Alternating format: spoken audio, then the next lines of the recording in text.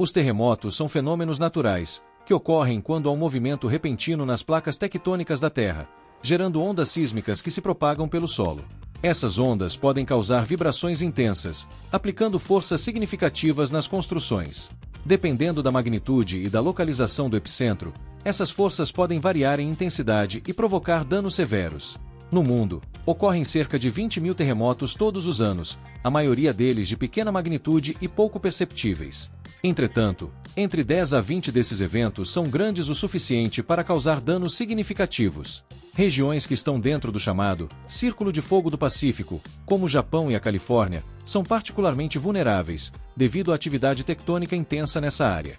As construções são geralmente capazes de lidar com forças verticais, mas as vibrações do terremoto, além de se espalharem por todo o solo, em intervalos curtos e rápidos, atingem os edifícios com forças horizontais, que podem fazer a estrutura oscilar ou até torcer, ameaçando sua estabilidade. Edifícios altos, em particular, são mais suscetíveis a esses efeitos devido ao seu formato e tamanho. Outro problema é a liquefação do solo, que ocorre quando materiais soltos e saturados de água se comportam como líquidos durante o terremoto, fazendo com que os edifícios afundem ou tombem. As tensões induzidas pelos terremotos também podem causar rachaduras e fissuras nas fundações e paredes das construções, comprometendo sua integridade estrutural. Em casos extremos, o movimento do solo pode levar a deslizamentos de terra, especialmente em áreas de encostas, causando deslocamento e colapso de edificações. Para enfrentar esses desafios, a engenharia desenvolve estruturas que possam neutralizar ou desviar as forças dinâmicas dos terremotos. Isso inclui o uso de designs flexíveis, que tornam possível que a estrutura tenha um certo espaço para balançar, sem desmoronar. Materiais como aço reforçado, madeira de alta resistência e tecnologias inovadoras também são utilizados como reforço e ajudam a conter a energia sísmica e proteger as construções. Então agora, vamos conhecer os principais métodos de reforço estrutural que tornam um edifício mais resistente a terremotos. Uma das abordagens mais eficazes é criar uma fundação flexível, que possa absorver e dissipar a energia sísmica. O isolamento de base é uma técnica crucial nesse processo, e consiste em construir o edifício sobre almofadas de aço, borracha e chumbo, que permitem que a base do edifício não esteja diretamente ligada ao solo durante um terremoto. Esses isoladores absorvem e dissipam as ondas sísmicas, evitando que a força do terremoto seja transferida para a estrutura.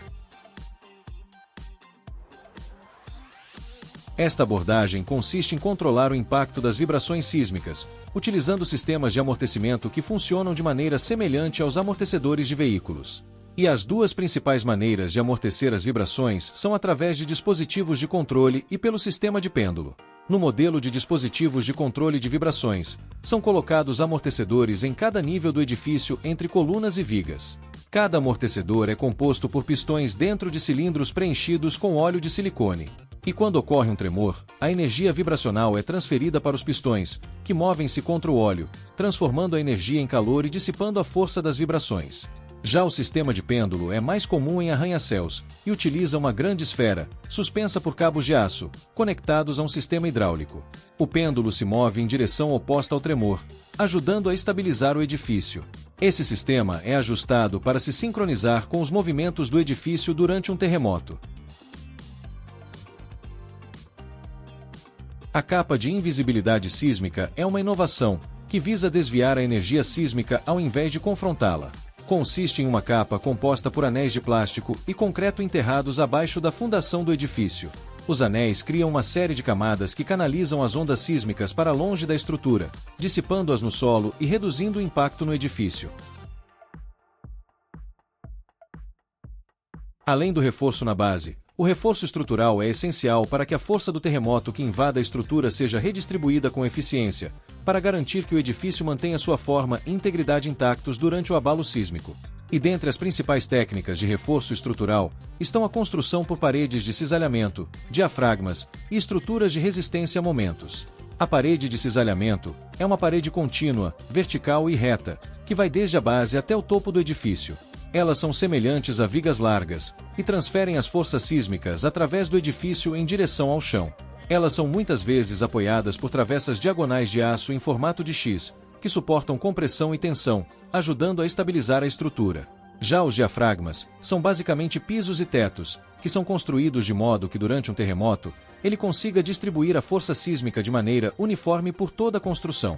Isso impede que as partes do edifício se movimentem de forma independente, ajudando a manter tudo no lugar e evitando danos maiores.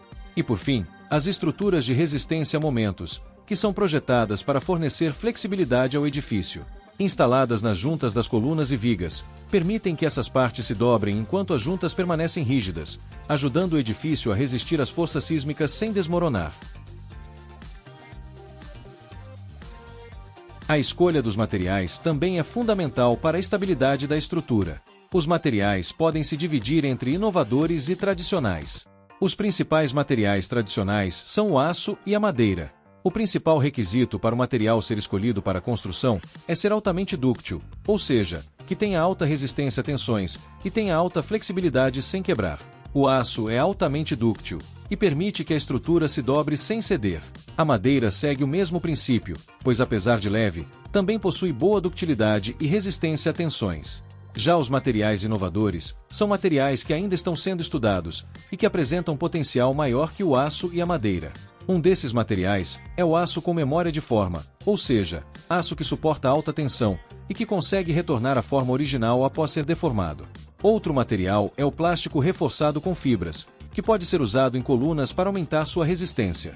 Há também materiais naturais como o bambu, que é mais leve e apresenta maior resistência e flexibilidade comparado à madeira.